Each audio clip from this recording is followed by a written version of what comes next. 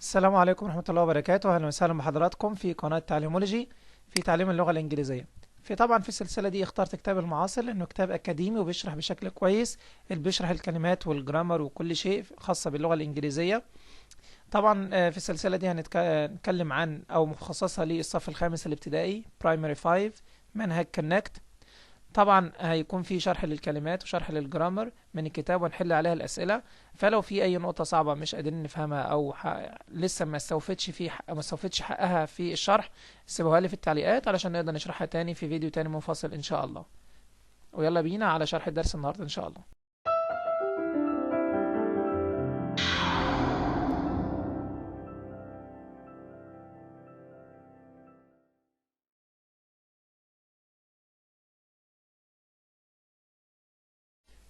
السلام عليكم ورحمة الله وبركاته. طبعا Unit 7 Lesson 2 Part 1. طبعا ان Lesson 2 كبير شوية، فطبعا مقسمين هو Part 1 الجزء الأولاني كلم My Perfect Room يعني أوضتي المفضلة أو الممتازة. وطبعا Language Focus هنشوف الحاجات دي إن شاء الله وإحنا ماشيين. طبعا الفوكابولري الكلمات Desk اللي هو المكتب، Poster ملصقات، فيديو جيمز ألعاب الفيديو فيديو جيمز، smile يبتسم، comfortable comfortable comfortable يعني مريح، dangerous dangerous dangerous خطير، chairs كراسي، perfect مثالي أو نموذجي، reason reason يعني سبب، make friends يعني يكون صداقات يعمل أصحاب. شوف عندنا طبعا هنا my perfect room.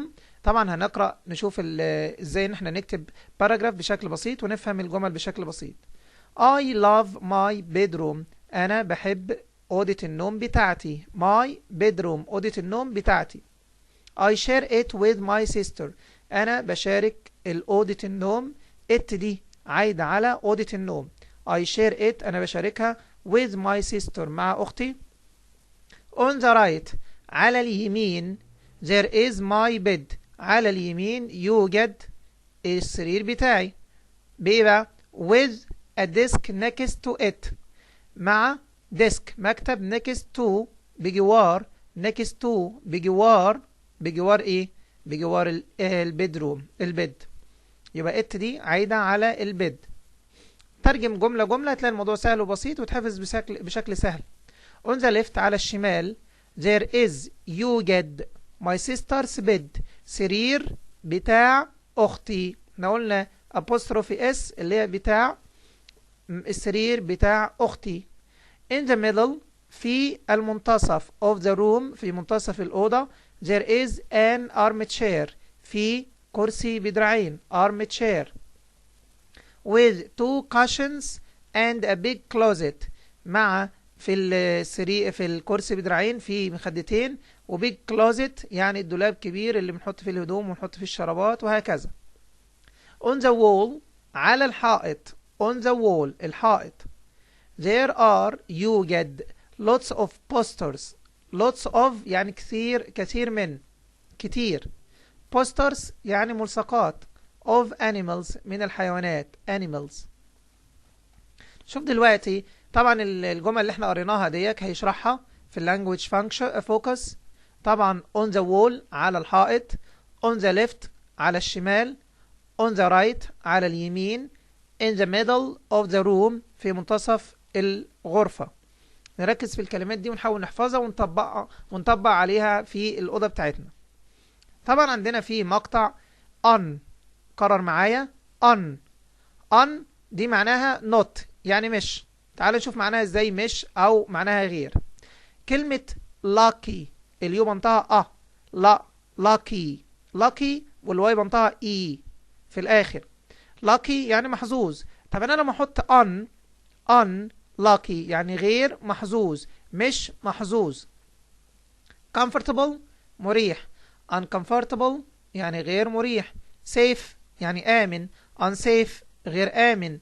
happy سعيد unhappy غير سعيد. friendly ودود. شخص ودود يعني شخص الناس بتحبه. unfriendly غير ودود. fair يعني عادل. unfair غير عادل. طبعا ولازم نحفظ الكلمات دي كويس قوي علشان خاطر يسألني فيها كتير. the armchair الكرسي ابو دراعات is بيكون uncomfortable. يعني ايه uncomfortable؟ يعني غير مريح. uncomfortable.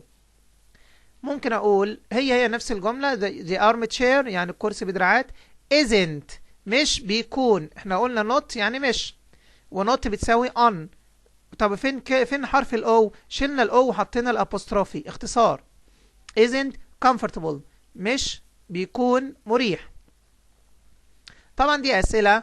the door is the right وهنا جايب لي in. طبعا هي in غلط، هتبقى on the right، وهكذا في باقي الاسئله. نكمل مع بعض. نشوف الجزء الثاني من listen to اللي هو بيتكلم على الهاولر مونكيز in the jungle. هاولر مونكي اللي هو نوع من القرود في الغابة. jungle يعني الغابة. نشوف الكلمات. scientist عالم.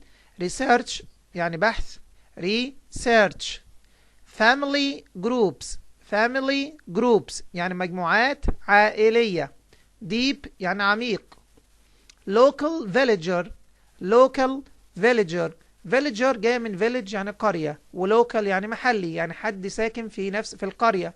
فلوكال فيليجر يعني قرى من السكان قروي من السكان المحليين. يعني قروي يعني إنسان من القرية.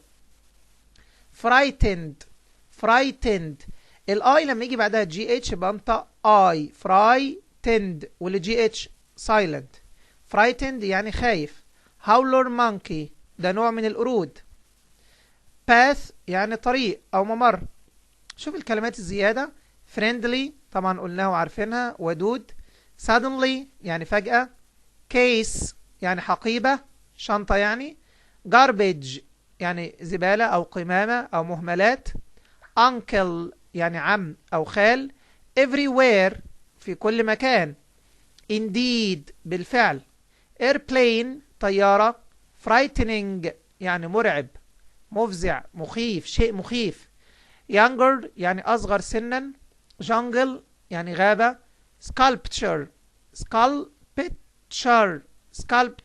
TURE قلنا sculpture يعني تمثال يعني شيء منحوت.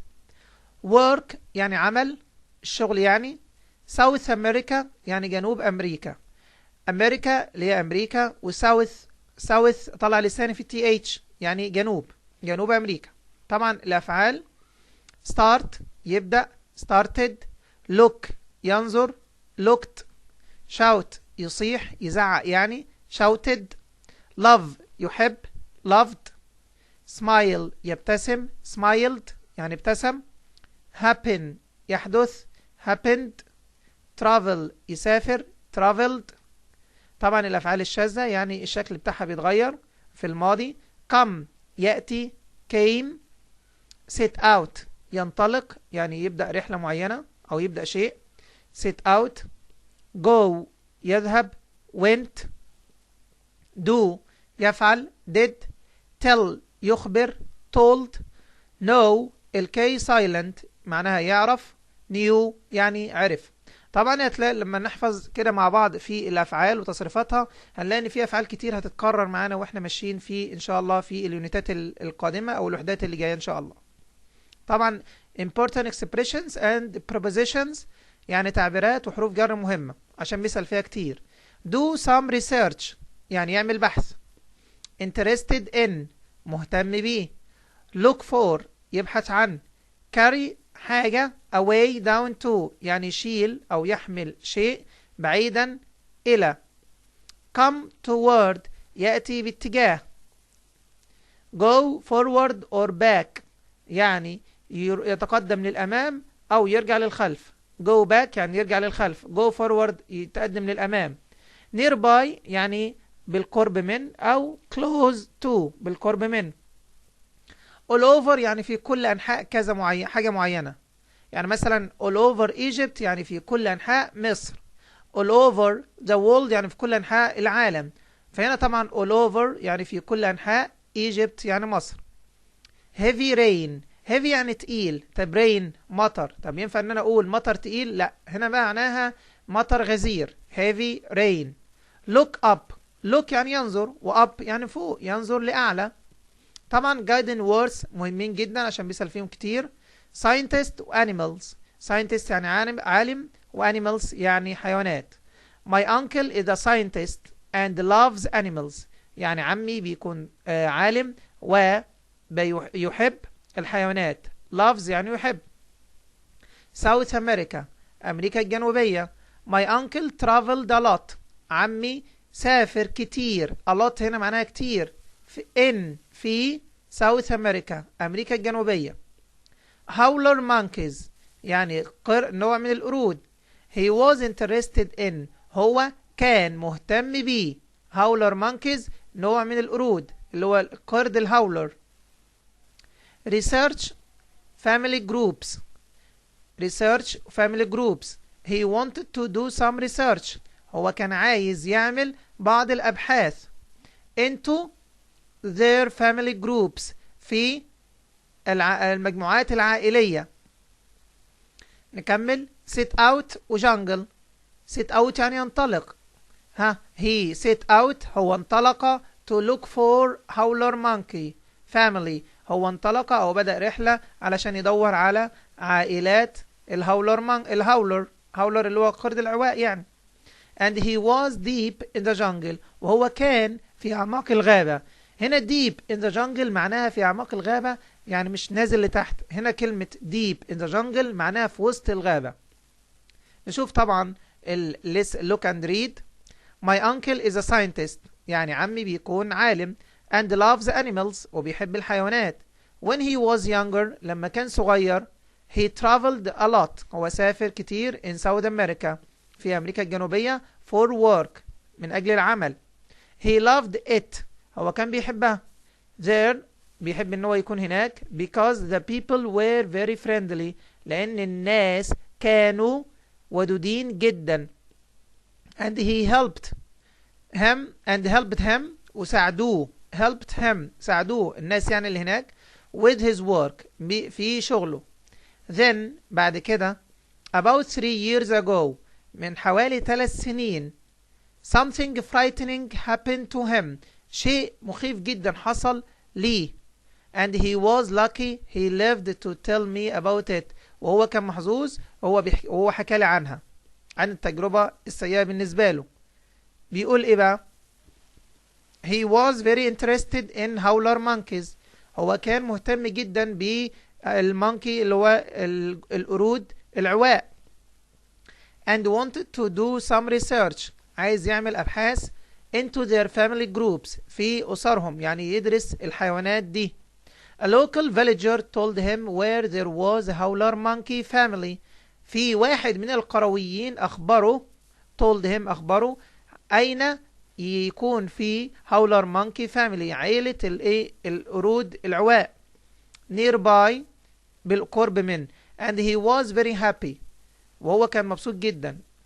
but the villager also said ولكن الراجل القروي ده قال له tomorrow we are going to have a lot of rain احنا بكرة هيكون عندنا مطر كتير so it could be unsafe لذلك هو ممكن يبقى ايه مش آمن بالنسبة لك. طيب my uncle set out to look for the howler monkey family طبعا عمي بدأ الرحلة علشان يشوف العيلة بتاعت قرود العواء. and soon he was deep in the jungle وطبعا كان فين في منتصف الغابة. he could hear the monkeys and he looked up هو كان قدر يسمع صوت القرود وبص فوق. he knew he was very close to them هو عرف ان هو كان قريب جدا منهم. he knew هو عرف he was ان هو كان very close قريب جدا to them منهم. then the rain started وبعد كده the rain started المطر بدأ. it was very heavy rain ده كانت مطرة شديدة غزيرة heavy rain. soon بعد كده there was water everywhere كان في مطر كان يوجد مطر there was كان يوجد water مية everywhere في كل مكان. and he couldn't see the path. وهو ما كانش قادر يشوف الطريق to go forward or back. ان هو يتقدم يمشي قدام او يرجع لورا. Suddenly فجأة ايه اللي حصل؟ lots of water مية كتير came toward جت ناحيته toward him ناحيته and carried him away وخدته بعيد down into the river وخدته بعيد في النهر. He was very frightened هو كان خايف جدا ومرعوب. Suddenly لكن فجأة ايه اللي حصل؟ He saw a hand شاف ايد and someone was shouting واحد كان بيزعق. It was the villager ده كان واحد من القرية. He took uncle's hand and said مسك ايد عمي وقال now you are safe انت دلوقتي في امان. My uncle was very happy indeed يعني عمي كان مبسوط جدا very happy مبسوط جدا indeed يعني بالفعل. طبعا دي كانت القطعة وبعد كده بنشوف الباست سمبل تنس اللي هو language focus يعني التركيز لغوي او المفردات اللغوية اللي احنا عايزين نشوفها في اللغة اللي هو نقول عليها الجرامر يعني.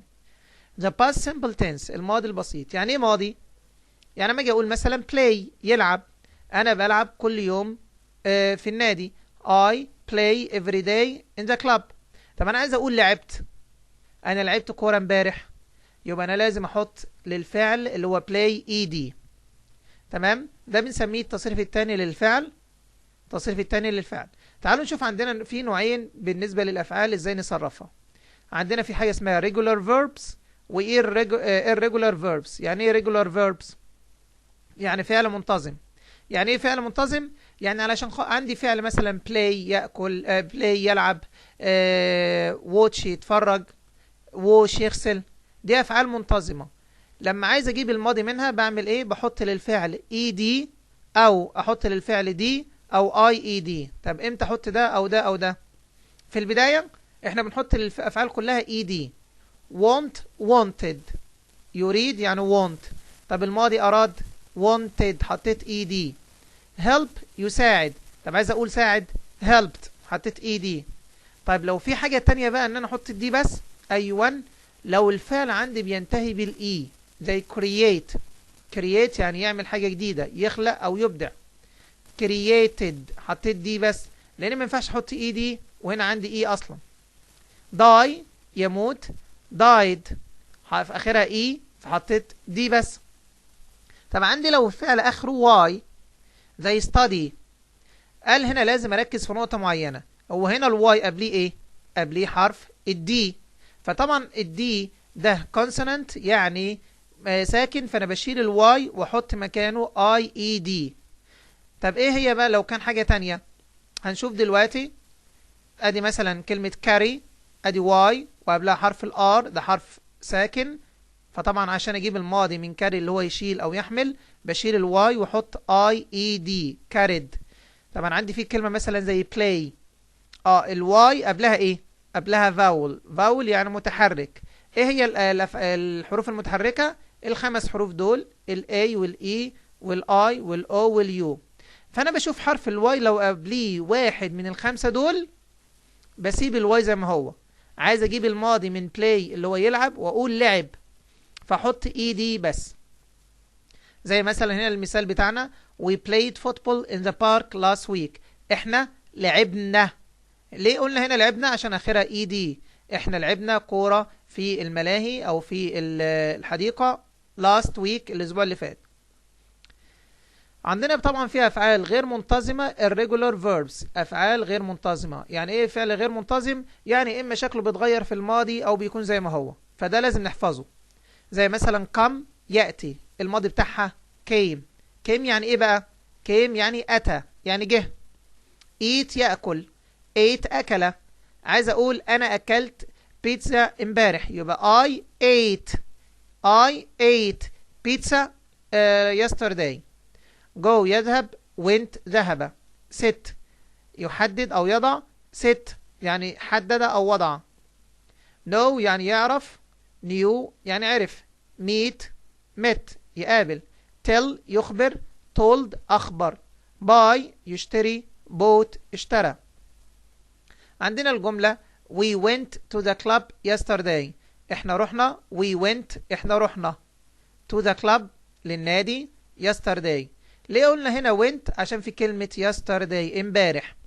ما ينفعش هنا اقول انا بروح او احنا بنروح we go، غلط، لان انا عندي هنا في كلمة yesterday. طب لو عايز انفي بقى، يعني عايز اقول انا ما رحتش او احنا ما رحناش النادي او ما رحناش اي مكان، هنقولها ازاي؟ طبعا في النفي بحط didn't وبعدين الفعل زي ما هو. ايه هو المصدر؟